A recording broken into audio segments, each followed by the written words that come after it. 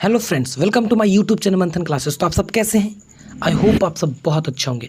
तो चलिए आज के इस वीडियो का रिजल्ट देखते हैं, बच्चों ने किस प्रकार से अपना परफॉर्मेंस दिया है, और इस वीडियो को आप अंत समय तक देखिएगा। तो चलिए वीडियो में बने रहिए। आज के इस टेस्ट में टोटल स्टूडेंट की संख्या अगर देखी जाए तो नंबर ऑफ स्टूडेंट टोटल 20 हैं, जिसमें से पहला रैंक लाने वाली है नेहा कुमारी, सेकंड रैंक सुधा है और थर्ड रैंक गोज टू समी। एंड देखिए बाकी जो बच्चे हैं 23, 23, 23, 23, 22, 22 काफ़ी अच्छे प्रयास कर रहे हैं। 25 में से सब 20 से ऊपर नंबर ला रहे हैं। कीप इट अप ब्रदर, ऐसे ही लगे रहिए। आप सबको बहुत बहुत धन्यवाद और टेस्ट को देने के लिए, शामिल होने के लिए, ठीक है। और एक हम अनाउंस कर रहे हैं कि जो नेक्स्ट संडे आने वाला है, नेक्स्ट संडे, उस संडे में हम आपको क्या लेने वाले हैं, ये जितना भी वीडियो मंडे से यानी कल वाला जो पिछले वीडियो बना दिए हैं और आने वाला सैटरडे के बीच में जितना भी वीडियो होगा उन सब का एक टेस्ट लेंगे संडे को, ठीक है। और उस संडे को टेस्ट में जो बच्चे फर्स्ट रैंक लाएंगे उनको एक प्राइज़ दिया जाएगा, ठीक है, जो कि हम कल आपको बता देंगे कि वो प्राइज़ में क्या है। तो चलिए वीडियो को स्टार्ट करते हैं। और नीचे देख लीजिए टोटल स्टूडेंट नीचे इस तरह से 20 हैं। वीडियो को स्टार्ट करते हैं। आज का सेशन क्या है, वीडियो में बने रहिएगा अंत समय तक। तो आज का सेशन है हमारा भौतिक विज्ञान के कुछ महत्वपूर्ण प्रश्न, ठीक है। भौतिक विज्ञान के ये पार्ट नंबर 2 है। पार्ट 1 हम ऑलरेडी बना दिए। टोटल नंबर ऑफ क्वेश्चन हम 20 लिए इस बार, ठीक है।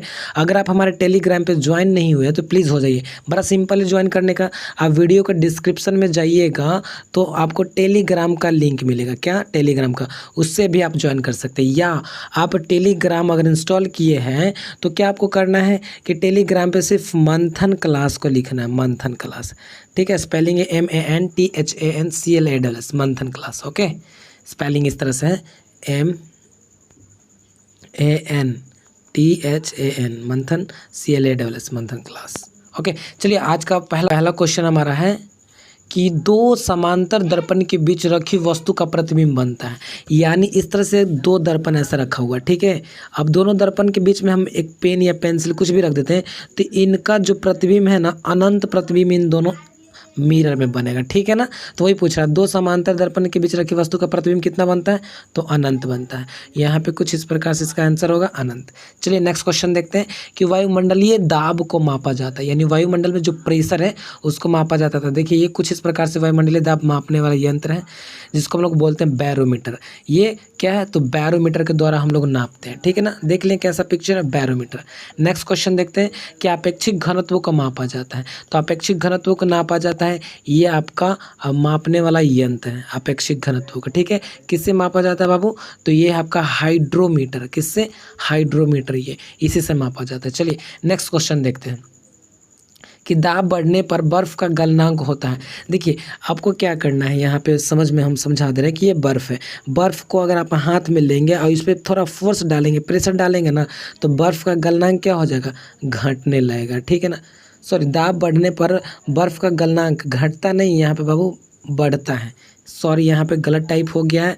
यहाँ पे आप याद करिएगा कि बढ़ता है। दाब बढ़ने पर बर्फ़ का गलनांक बढ़ता है। क्या होता है? बढ़ता है, ओके। चलिए फिर से एक बार देख लीजिए क्या है। दाब बढ़ने पर बर्फ़ का गलनांक क्या है, तो बढ़ता है। कैसे बढ़ता है? बर्फ़ को हाथ में जो उस पर प्रेशर डालिए तो उसका जो गलनांक है ना वो क्या होगा, बढ़ेगा, जल्दी जल्दी वो गलेगा। चलिए नेक्स्ट क्वेश्चन लेते हैं। किस मान पर सेल्सियस एवं फ़ारेनहाइट दोनों समान होते हैं? तो आपको मान बताना, तो 40 डिग्री सेल्सियस पे ना दोनों इक्वल होते हैं, 40 डिग्री सेल्सियस पे दोनों इक्वल होते हैं, यानी फ़ारेनहाइट और सेल्सियस। चलिए नेक्स्ट क्वेश्चन देखते हैं कि ध्वनि की तीव्रता, ध्वनि की चाल अधिकतम किस में होती है? आपको ये बताना कि ध्वनि की चाल सबसे अधिक ठोस में होगी। अच्छा, सबसे कम पूछेगा तो क्या बताना बाबू, सबसे कम होता है गैस में, ओके। चलिए नेक्स्ट क्वेश्चन देखते हैं कि न्यूटन के किस गति नियम को जड़त्व का नियम कहा जाता है? तो न्यूटन को हम लोग प्रथम गति नियम को जड़त्व का नियम कहते हैं, ठीक है ना। प्रथम गति नियम क्या बोलता है? प्रथम गति नियम यह कहता है कि जो वस्तु गति में है, ठीक है ना, जो वस्तु गति में है तो गति में ही रहना चाहेगा, ठीक है ना। जो वस्तु विराम में है तो विराम में ही रहना चाहेगा। न्यूटन का प्रथम गति ये नियम करता है। तब तक वो रहना चाहेगा जब तक कि उस पर कोई बाहरी बल आरोपित ना हो, ठीक है ना। तो ये न्यूटन का प्रथम गति नियम, प्रथम गति नियम को जड़त्व का नियम भी कहते हैं। चलिए नेक्स्ट क्वेश्चन आते हैं। किस बल के कारण पृथ्वी किसी वस्तु को अपनी ओर खींचती है? सबको पता है कि ग्रेविटेशनल फोर्स के कारण, यानी गुरुत्वीय बल के कारण है कि जो वस्तु को अपनी ओर पृथ्वी खींचती है, ठीक है ना। चलिए नेक्स्ट क्वेश्चन देखते हैं कि अश्व शक्ति किसका मात्रक है। तो देखिए अश्व शक्ति जो मात्रक है वो शक्ति का मात्रक है। ओके, अब आपसे क्वेश्चन पूछेगा कि एक अश्व शक्ति में कितने वाट होते हैं। ये बहुत इंपॉर्टेंट क्वेश्चन है। तो एक अश्व शक्ति में 746 वाट होते हैं। ठीक है, नेक्स्ट क्वेश्चन देखते हैं कि किस बल के कारण द्रव में डूबे वस्तु हल्की प्रतीत होती है। आपको बताना है कि ये मान लीजिए कुआं है, ठीक है ना, इस कुआं में कोई वस्तु को हम डाल देते हैं और इसमें पानी भरा हुआ है। तो जैसे पानी के अंदर तक वस्तु रहेगा, आप खींचेगा तो बड़ा हल्का प्रतीत होगा।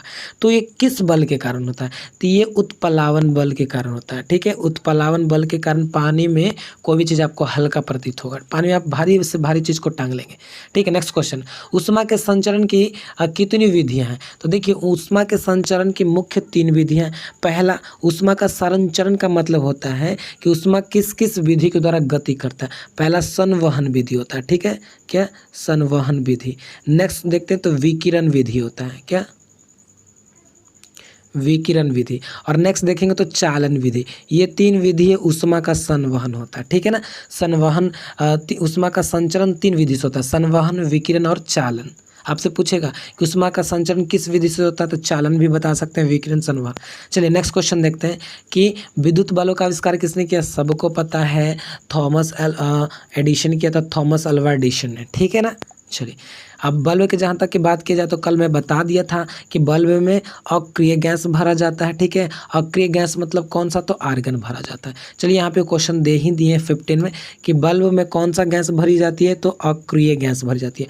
अक्रिय में कौन सा गैस, तो आर्गन गैस। ठीक है ना, आर्गन गैस।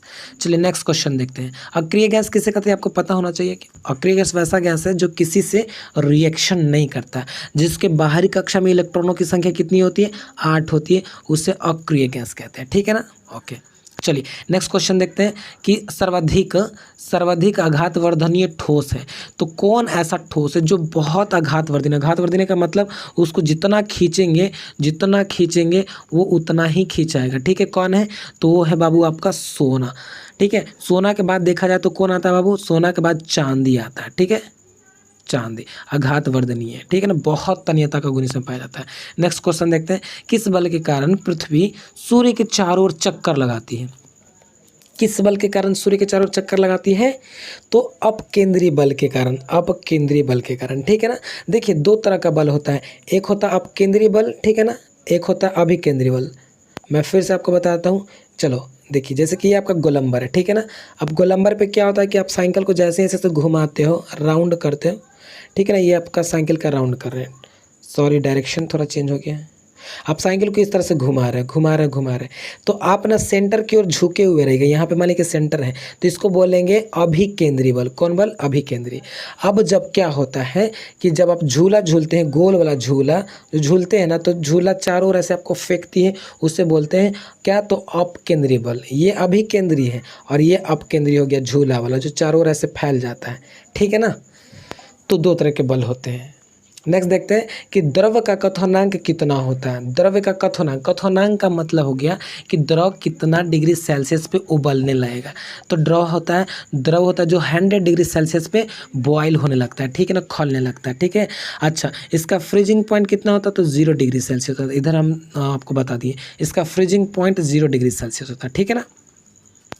ठीक है, नेक्स्ट क्वेश्चन देखते हैं कि निकट दृष्टि दोष को दूर करने के लिए किस लेंस का इस्तेमाल किया जाता है। ये क्वेश्चन है कि निकट दृष्टि दोष को दूर करने के लिए किस लेंस का व्यवहार किया जाता है। ठीक है ना, आपको इस तरह से बताना है, तो अवतल लेंस का व्यवहार किया जाता है। देखिए इसको थोड़ा समझा देते हैं। निकट दृष्टि दोष किसे कहते हैं, तो वैसा दोष जिसमें निकट की वस्तु दिखाई नहीं देगा। ठीक है ना, सॉरी, वैसा दोष जिसमें निकट की वस्तु दिखाई देगा परंतु दूर की वस्तु दिखाई नहीं देगा। ओके, निकट दृष्टि का मतलब निकट की दिखाई देगा और दूर का दिखाई नहीं देगा, उससे निकट बोलेंगे। तो अब बताओ मुझे, दूर को देखने के लिए किस लेंस का इस्तेमाल करते हैं, तो अवतल लेंस का इस्तेमाल करेंगे। किस लेंस का बाबू, तो अवतल लेंस का। क्यों, क्योंकि अवतल लेंस किसी भी वस्तु का बड़ा प्रतिबिंब बनाता है। क्या बनाता है, बड़ा प्रतिबिंब बनाता है। अच्छा, दूर वाला वस्तु नहीं दिखाई देगा तो उसको बड़ा करके दिखाई देंगे तो दिखाई दे देगा ना, इसलिए अवतल लेंस का इस्तेमाल किया था। जस्ट इसका अपोजिट, दीर्घ दृष्टि दोष को दूर करने के लिए किस लेंस का व्यवहार किया जाता है? तो उत्तल लेंस का। कैसे? क्योंकि दीर्घ दृष्टि में दोष में क्या होता है कि दूर की वस्तु दिखाई देता है लेकिन नज़दीक की वस्तु नहीं दिखाई देता है। तो ये क्या करता है, ये नज़दीक की वस्तु को दिखाई देने के लिए उत्तल लेंस का इस्तेमाल हम लोग करते हैं। ठीक है, तो आज का पोलिंग क्वेश्चन कुछ इस प्रकार से है कि कार्य, ऊर्जा तथा लंबाई कौन राशि है, आपको बताना है कि ये सदिश राशि है कि अदिश राशि है। आपको क्या करना है कि कमेंट बॉक्स में मुझे इसका आंसर देना है। ठीक है, कमेंट बॉक्स में मुझे इसका आंसर देना है। तो आई होप आपको ये वीडियो अच्छा लगा होगा। अगर अच्छा लगा तो प्लीज़ एक लाइक कर दीजिएगा। अगर आप हमारे चैनल को सब्सक्राइब नहीं किए तो कर दीजिएगा, और लाइव टेस्ट जरूर दीजिए टेलीग्राम पे। लाइव टेस्ट बाबू, बड़ा मज़ा आएगा टेस्ट में। और क्विज क्या रखा गया, सरप्राइज़ को आप ले लीजिए, सरप्राइज़ को पाइए। तो चलिए आज के लिए इतना ही, फिर मिलते हैं नेक्स्ट वीडियो में। तब तक के लिए till then take care, bye bye.